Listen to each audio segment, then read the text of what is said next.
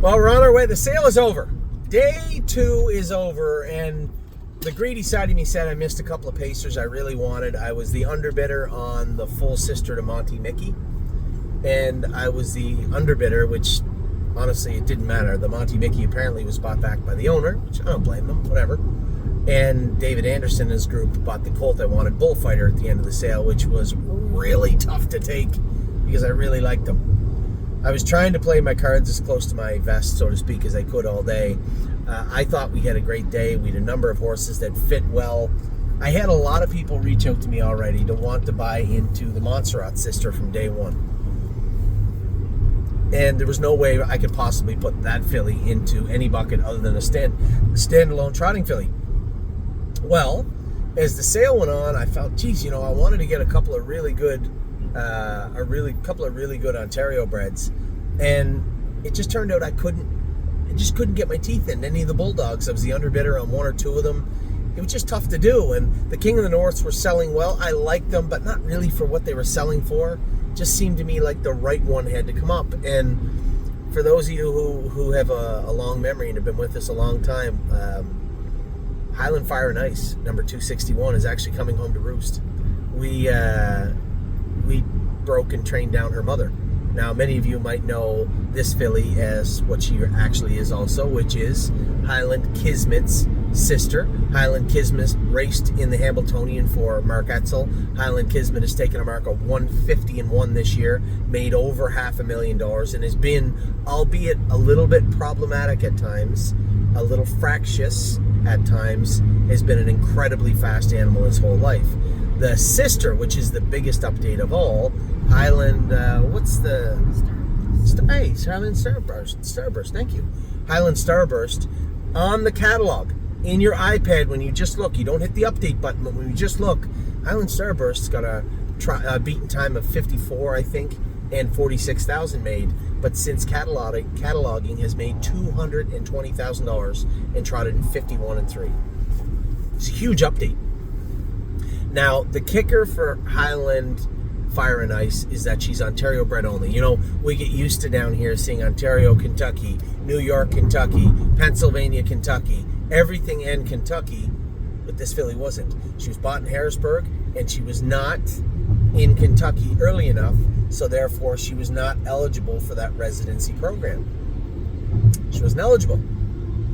So did that hurt her price? I know when we're going in the ring, 3 or 4 of our clients, one's a breeder, and 2 are pretty sharp guys. A lot of people around the table had said, I like 400, 350, 400. The King of the North is selling well. This filly's got a beautiful video, and she's got a great presence. I said, I know she's got a great presence. Tell you what else she is. She owes me a bumper. That's the filly I went to see at Spring Station. That's the filly I went to see when I ran into that cobblestone curb and chewed the front bumper off my car, the left front corner of it. I too thought she'd bring lots. I figured 275, 250 the way the sale was going. I was ready. I sat there all day. She wasn't on the top of my list. She wasn't my top pick of the day. But I was in at 160, 170. Somebody bid 175, and I had a decision to make. Is this filly a deep enough pedigree, a good enough filly, a good enough prospect for us to bid one more time? That was my last bid. And I did. $180,000. So I'm gonna pose the question to our trotting filly group. Do you want the Ontario bred first crop King of the North sister to a stakes champion and a world champion? I think he's a world champion. If he wasn't, he was really close to being a couple of times. Or do we stick with Montserrat's sister, who was out by Muscle Hill? I don't think it was a Chapter 7. I think it was a Muscle Hill. I'm not positive. We see so many horses right now. I think the question is a pretty easy one.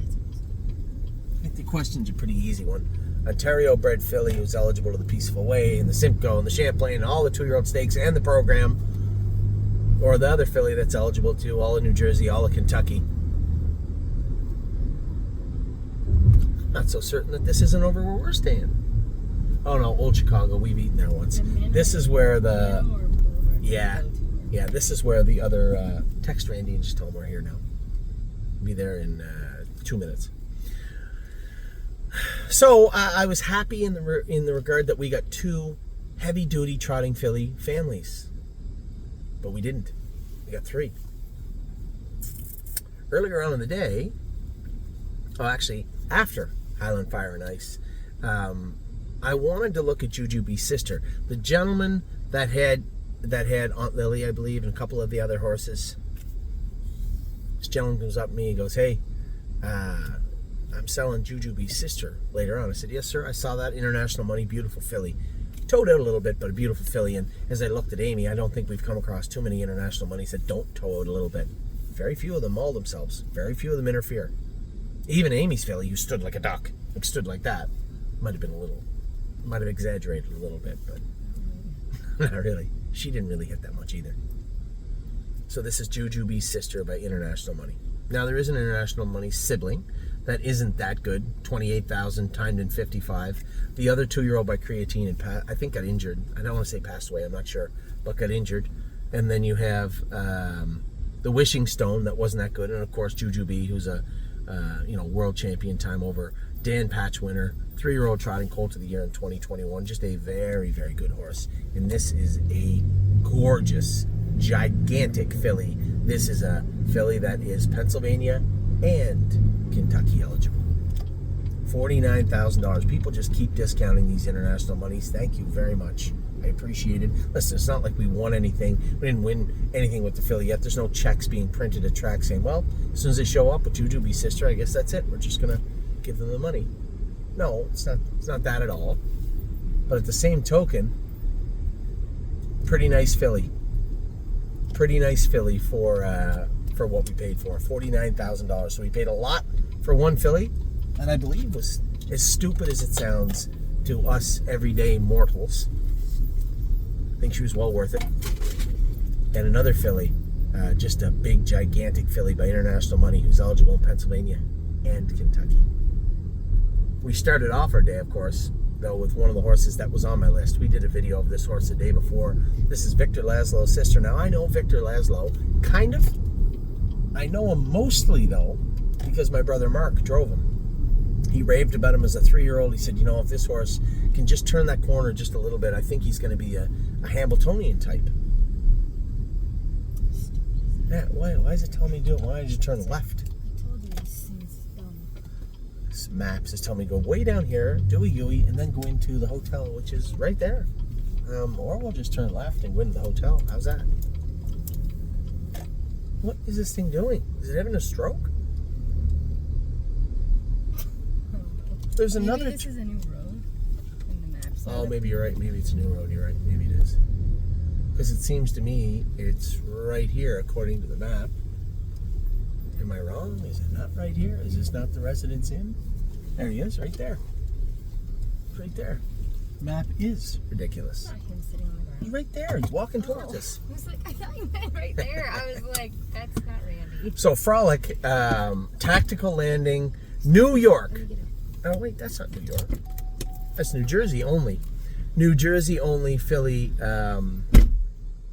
This is a filly that we did a video of the day before. I love this filly. I thought 60, 70, maybe 75,000 we had the horse tagged at, and I was a little stingy the first one of the day.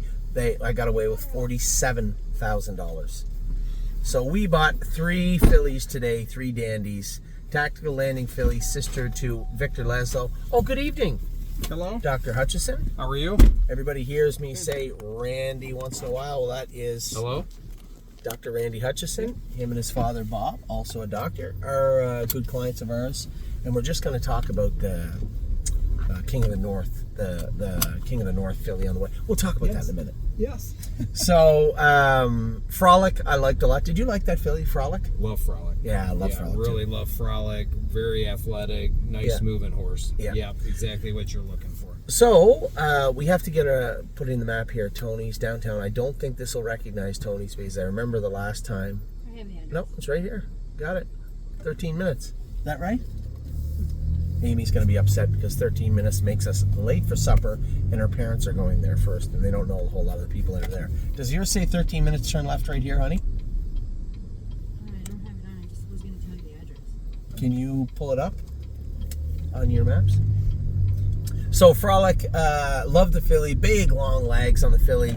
New Jersey only. I think we might have gotten a little bit of a break because it wasn't those dual eligible stuff. Yes. Yeah. So for sure, but she'll do good on the Meadowlands. Yeah, the Meadowlands pretty big track too. Yeah, good track. She'll do great. Yeah, I really liked her. I know that Mark, my brother, loved and raved about Victor Lazlo when he was a 3-year-old, and he said, I got the feeling that maybe he just didn't get an opportunity to turn that corner into that Grand Circuit horse they hoped he would. Mm-hmm. But early in the year, I know Mark was touting him, talking Hambletonian and sorry, Grand Circuit races and whatnot. And the horse still ended up making, Victor Lazlo still made 253. The Chapter 7 took a mark of 53 and 4 as a 3-year-old, so still was a very good horse. Yeah. So we ended up with 3 fillies today. Did you stick around for the last one? The Jujubee sister? Yes. Oh, okay, yeah. Yeah. We'll talk about her later too, Andy. Yeah. So Highland Fire and Ice, Frolic, and Juju Me is the Jujubee filly. So 3 yesterday, 3 today. The only issue we're going to have is fixing around the buckets. Those 2 fillies may end up being standalone fillies because neither of them fit mathematically in any bucket that I have. The high-end trotter, I suspect, will likely be Highland Fire and Ice. Yeah. Right? Yep. Randy and another client have already spoken for a big chunk of the beautiful filly for the day before, right? 78. 78. What was her name again? It was one word. Yeah. I'll tell you how to say it. I Googled it today. Yeah. Exquis. No, I'm not saying it right. Exquis. I think there's a quiz. No, I thought it was too, but if you look at my Google thing, it says Exquis. I'm looking forward to the next 10 months hearing you pronounce that.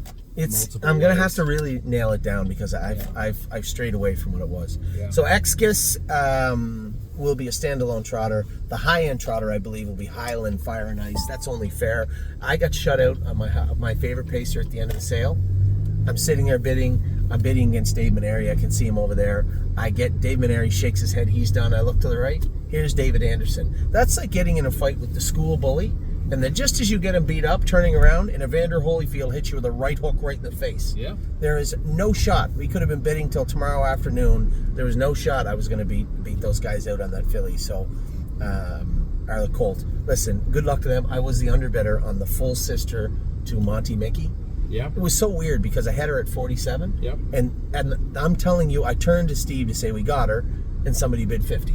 Oh, that and I was like, to me today. You said you didn't really love Always Be Mickey's. And one of the clients who was going to buy into the Pacer, the high-end Pacer, a big chunk of it, told me he wasn't really warm on Always Be Mickey's also. So although this was a full sister to Monty Mickey, I was a little sheepish. Yeah. So I let the horse go, only to find out that the firm bought the horse back and that they were going to look in to see if the horse was actually for sale. Yeah. Now, the gentleman in question, other than yourself, Yeah.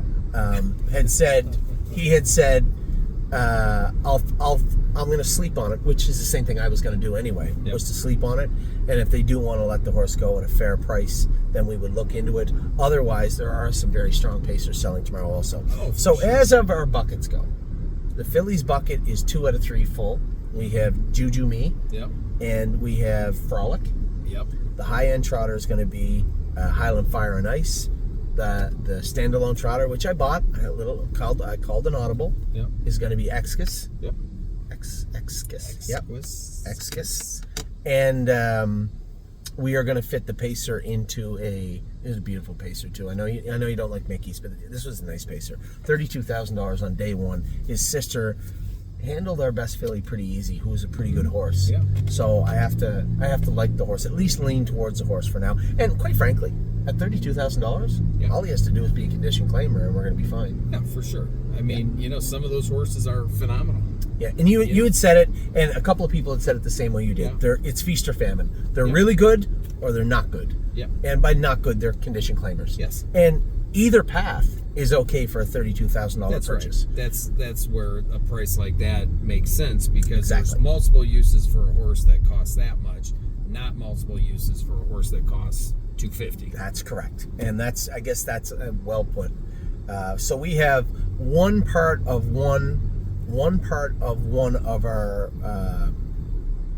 flyer buckets, which would be this pacer. Yep. We're looking for probably an 18,000. I did buy a trotter. I forgot to put it on here. If our clients wanted to buy the chimpanzee, I bought a chimpanzee. So here's the story. You'll love this story. I forgot to put this horse in here. We bought, I don't want to name names. There was a farm that bought a sister to Green Manalishi in foal to chimpanzee. And they paid over $200,000 for this mare. That mare foaled out the chimpanzee filly. I believe it was a filly, wasn't it, Amy? I can tell you what it is right now because I had it right on the tip of my tongue. I knew I was missing a horse. Yeah, it is. It seems It's Prada or Nada. Prada or Nada. This is a Kentucky, obviously Kentucky bred with the bonus on it. Yep. This is a chimpanzee. This is the first foal from the Muscle Hill sister, so a full sister to Green Manalishi. That mare had this filly, 317 Prada or Nada. Now, obviously, they're thinking when they have the filly, they're cheering for chimpanzee to do very well, and then this horse is worth a fortune. Chimpanzee has been okay. My take on the chimpanzees in the sale is the high-end ones that the Melanders and Lucas Wallen and those European guys really want went for good money. Yes. Because I bid on a couple of them. I know they did. Yeah. But the ones that they were lukewarm on, they kind of passed on. Right. And those horses got hurt a little bit in the ring. Seems like those ones, like all the Europeans were on it or not. Exactly. That's what I was saying. Yep. Now you have 317, which if you've been to Harrisburg or Lexington, you know everybody has dinner plans. Yep. And they're usually not at 8 o'clock like we were trying not to do. But if you, and this is the honest to God truth, everybody, if you look around the ring, it goes from full to about 30% capacity in 15 or 20 minutes. Between They just 5 and 6 flood out. Yep. So here you got a horse that people are kind of lukewarm on, potentially, for no particular reason. It's a beautiful family. And I know they wanted a lot more money for this horse. Why wouldn't they? Right. The horse is well put together. I love the horse a lot. I put stubborn because it was later in the day when they're pulling the poor filly out of the stall and they're dragging her around. Yeah. And that happens with all the horses. I talked about it the other day. Yeah. Well, you talk about human nature. It's horse nature. You can only pull a horse out of a stall and back in a stall and out of a stall and back in a stall and drag it around for so many times. Take x-rays of it, poke it and prod it. You only do that so many times before the horse is like, please, just leave me alone for the rest of the day. So Prada or Nada, this is an incredibly good family. Incredibly good family. And I know you also don't love the chimpanzees. I don't blame you. We were 1 for 5 with the chimpanzees. I think Degas is going to end up being a very, very good horse for us. Yep. Not a Breeders' Crown horse, not Jailbird Jug, but a very good horse for us. And the other horses were kind of flops. I mean, there have been some very good chimpanzees. Again, it's just... There's been a lot that weren't. But there's a lot that weren't. And then you got to go to Kentucky to race them, right? It's not like you can just... You're like, oh, I'll stay in my other jurisdiction. Well, you don't have another jurisdiction. You have Mickey of Trotters. And again, when you said that about Mickeys, I asked Scotty, and he's like, no, I like the Mickeys. I haven't raced that many Mickeys or trained them down. Yeah. So I'm a little indifferent to it. Yeah. I know there's some good ones, and I know, as you said, there's some bad ones. That can be said about every breed, right? Yeah. But it's subjective. Obviously, he has scorned you personally at some point, I'm going to say. His offspring have scored They've me. hurt you? Because they looked really good. There's They're nothing beautiful. worse. Yeah. You're like, this horse is I'm not gonna run down sires, but there are 2 particular sires in this sale, and people have said, "Hey, did you look at this one?" I have not. I will not. Nor do I have any interest in it. There are 2 particular sires in this sale that are absolutely, positively banned from our barn, and I'm not going to say who they are because that would be unfair to the farms. Yes. But when it comes to Prada or Nada, well, I mean, this horse. It brought $25,000, and I almost had it for $14,000. Yeah. It brought $25,000. So if I wanted to make up one of those buckets, I told everybody the flyer buckets were $50. If I put the Pacing Colt from day one in and Prada or Nada in, that would be $57. I don't really know the feeling of people, and quite frankly, if I put both buckets together, they were almost fully subscribed. So if we just go with one flyer bucket, is this something that our clients that bought into those buckets would want? I'll reach out to you. I'm going to reach out to the people that own those buckets and just say, hey, what say you? I think I got an incredibly good deal with a really nice Always Be Mickey, who is a half brother to Be Perfect B. Was it Be Perfect BG? Is that the name of the horse? Yes, I believe Be that's Perfect correct. BG, the filly that beat Perfect Thought not once but twice in and made her like it the second time. She went in 150 and 1 the second time. Nice horse. Now, is that not a nice pacer? Well put together, but an Always Be Mickey. And I get the feeling from a few people, they think like you do.